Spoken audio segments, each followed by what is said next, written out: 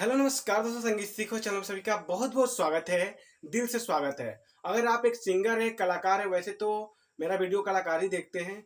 तो अगर आप शुरुआत कर रहे हैं सिंगिंग की, अगर आप सिंगिंग करना चाहते हैं तो इस वीडियो को आप जरूर देख लीजिए। यह वीडियो आपके लिए बहुत ही हेल्पफुल होगा। नहीं तो आप संगीत के बारे में बहुत ही नॉलेज रखते हैं तो आप जा भी सकते हैं, वीडियो को लाइक करके, कोई प्रॉब्लम नहीं है।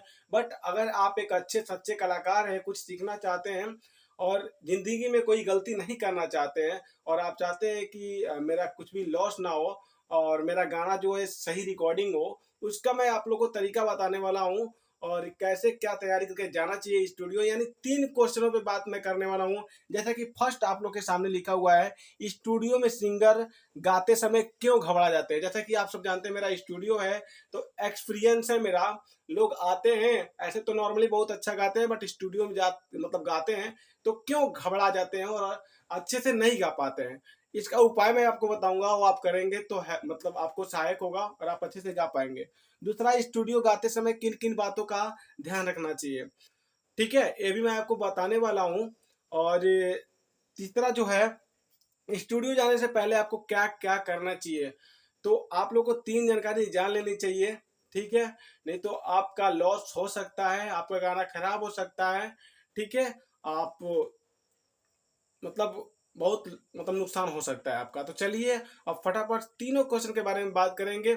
आप लोग संगीत से जुड़ी ऐसे ही बहुत सारी जानकारी पाने के लिए चैनल को सब्सक्राइब कर लीजिए और जुड़ जाइए अपने भाई से।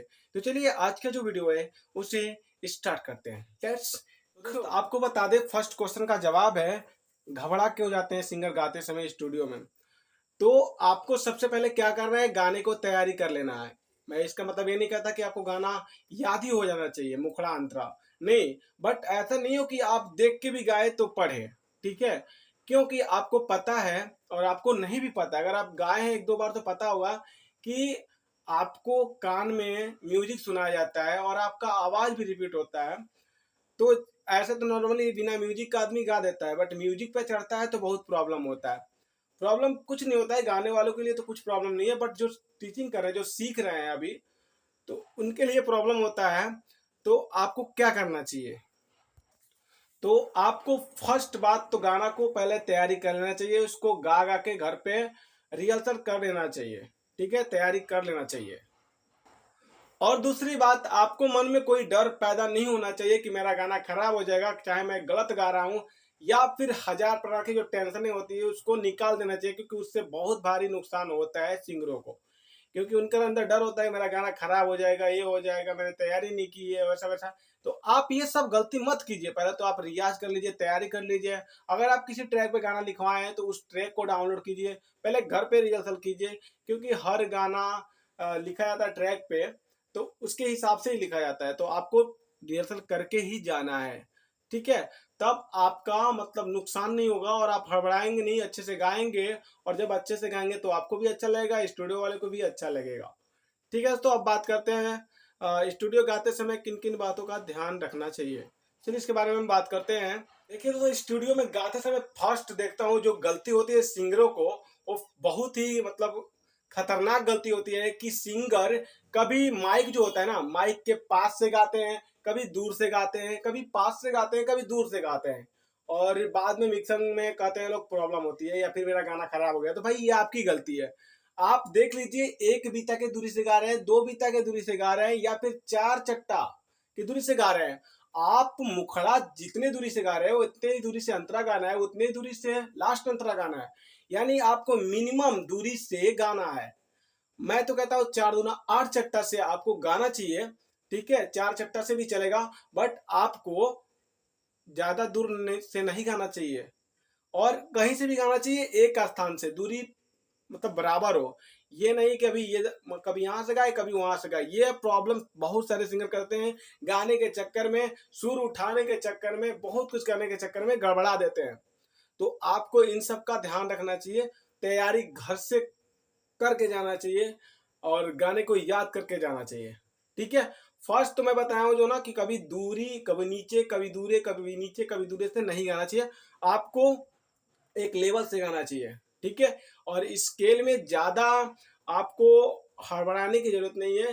ज़्यादा उठाने की ज़रूरत नहीं है। मिनिमम जो आप तैयारी किए हैं, क्योंकि जिस हद से आप तैयारी किए हैं उतना ही गा पाएंगे, उससे अधिक नहीं गा पाएंगे। अगर आप नहीं भी गा पाएंगे तो प्रॉब्लम लेने की बात नहीं है। अगर लगेगा स्टूडियो वाला को कि ये लड़का गा लेगा तो गवाही देगा। अगर आप नहीं गा पाएंगे तो मजबूरी है, कोई नहीं गवा पाएगा। वैसे ट्राई तो आप देखते हैं कि बार बार रिपीट कराया जाता है, बार बार रिपीट कराया जाता है ताकि सिंगर गा दे।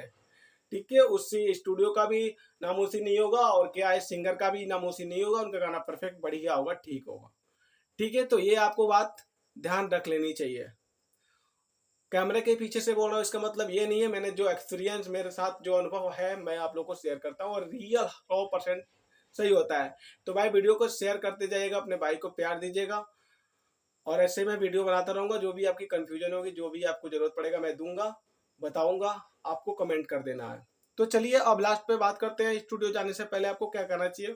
वही, आपको दही वही का सेवन नहीं करना है, ज्यादा ठंडा खा के नहीं जाना है। जो विक्स का गोली होता है उससे भी 4-5 नहीं खाना है। ठीक है, ये बहुत नुकसान होता है, क्योंकि अगर आप विक्स की गोली 3-4-5 खा लेते हैं तो आपकी एनर्जी डाउन हो जाएगा, आपके गले से आवाज नहीं आएगा। ये मैंने खुद से अनुभव किया है। मेरे साथ एक लड़की गा रही थी, तो वो गाते मतलब खाई थी 2-3, उसका आवाज ही नहीं निकल रहा था। एनर्जी बहुत तेज वो लॉस करता है। ठीक है, और आपको खाना खा के जाना चाहिए, क्योंकि आपके जब अंदर एनर्जी नहीं रहेगा तो आप अच्छे से नहीं गा पाएंगे। ये बात अलग है कि आप खा के 1 घंटा टहल लीजिएगा, बट बिना खाए आप नहीं जाएगा, क्योंकि आवाज जो होता है अंदर से आता है, गले से आप कब तक आवाज निकालेंगे। ठीक है, ढोड़ी का जो अंदर का नाड़ी का जो आवाज होता है वो फ्रेश होता है, अलग होता है और एनर्जी के साथ निकलता है, आपके गाने में दम रहेगा। नॉर्मली आप बिना भोजन किए जाएंगे तो आपको भी कष्ट होगा, बहुत परेशानी होगा। ठीक है, रास्ते में दही उही का या फिर कुछ ठंडे चीज का सेवन नहीं करना चाहिए, खट्टा भी नहीं खाना चाहिए। आपको नॉर्मली पानी पीना है तो पी सकते हैं, नॉर्मली खाना जो भी खाना है खा सकते हैं। ठीक है दोस्तों, आशा करता हूँ कि तीनों जानकारी आपको अच्छा लगा होगा। अच्छा लगा तो वीडियो को लाइक करके जाइएगा, कमेंट में आपकी जो भी जरूरत होगी कमेंट करके जाइएगा। और हाँ, ऐसी जानकारी पाने के लिए चैनल को सब्सक्राइब कर लीजिएगा, बेल आइकन को प्रेस कर लीजिएगा और अपने भाई के प्यार के लिए वीडियो को शेयर कर सकते हैं। अगर आप सिंगर नहीं भी हैं, अगर आपके घर में कोई सिंगर बनना चाहता है तो ये सब जानकारी उनके लिए बहुत ही जरूरत है। तो आप लोग शेयर एक एक लगा दीजिएगा, आपके नात रिश्तेदार जो भी हो जो कि सिंगर बनने का सपना, तो ये चैनल बहुत ही हेल्प करता है। आपको बता दें कि स्टूडियो से बहुत सारा ऑफर भी देते हैं हम, क्योंकि मेरा खुद का सेटअप है, मेरा सब चीज है। ऑफर भी मिलते रहते हैं अच्छा अच्छे, मतलब कहीं किसी का लॉस नहीं होता, नुकसान नहीं होता है। तो चलिए अब आशा करते हैं कि आपको इस वीडियो से कोई ना कोई जानकारी मिली होगी, आपको हेल्पफुल ये वीडियो होगा। अब इसी के साथ मिलूंगा नेक्स्ट वीडियो में, तब तक के लिए टाटा बाय बाय।